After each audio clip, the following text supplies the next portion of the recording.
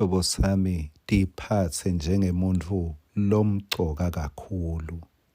Ngiko-ke le mali lengibekise ngayo uyikhanza ibekeka etindzaweni letitsite, iyafakwa emakhikhini, ifakwe etikhwameni, ifakwe etipatshini, ifihlwe kumbe phasi emicamelo, ifakwe emabhange, ivikelwe leni ngoba imcoka. Nawe hamba phila njengemuntu lomcoka. Ungahambi utilengisa, ungahambi utifaka noma nguphi. Phila njengemuntu lomcoka. Mawulahliwe yazi ukuthi bakhona labatakutfola, ngoba linani lakho angeke lize lilahleke lona. Nasi sinkwa selusuku sakavuka udle. Tihlabelelo 23 verse 6. Impela lokuhle nemusa kuyawungilandzela imihla yonke yekuphila kwami. Ngiyawuhlala endlini yasimakathe kuze kube phakathe. Ngamunye wethu uyalandzelwa. Livi lenkosi lithi labanye tonotabo tiyabalandzela, labanye tiyabendvulela. Kulesi hlabelelo sithola ukuthi umuntu futhi uyalandzelwa. Ulandzelwa yini lo muntu loweluswe ngusimakathe? Ulandzelwa ngulokuhle, ulandzelwa ngumusa. Mangabe khona into labangatisusa kuwe, ngileti bonakalako ngemehlo, ngulese tilethwe ngumusa.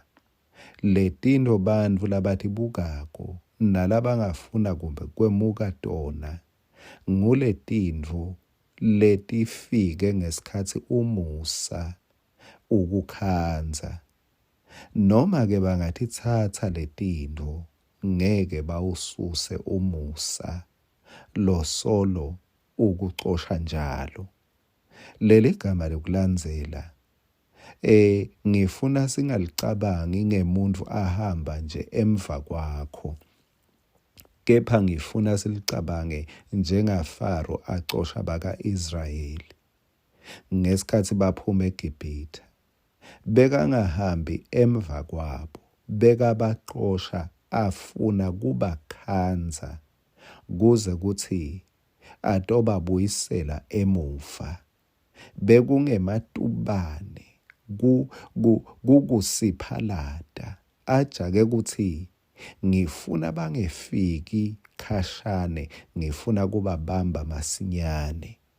Lisho njalo-ke leli gama linjalo, leli gama likulandzela, ligama lekucosha ngoba inhloso kukukhanza.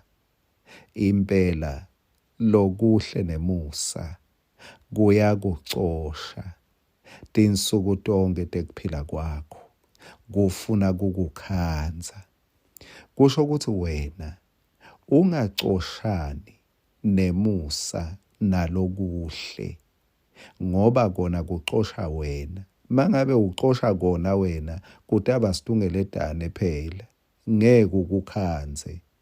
Kepha mangabe utawuhlala endlini yasimakathe, kodwa kukhanza lokuhle nemusa.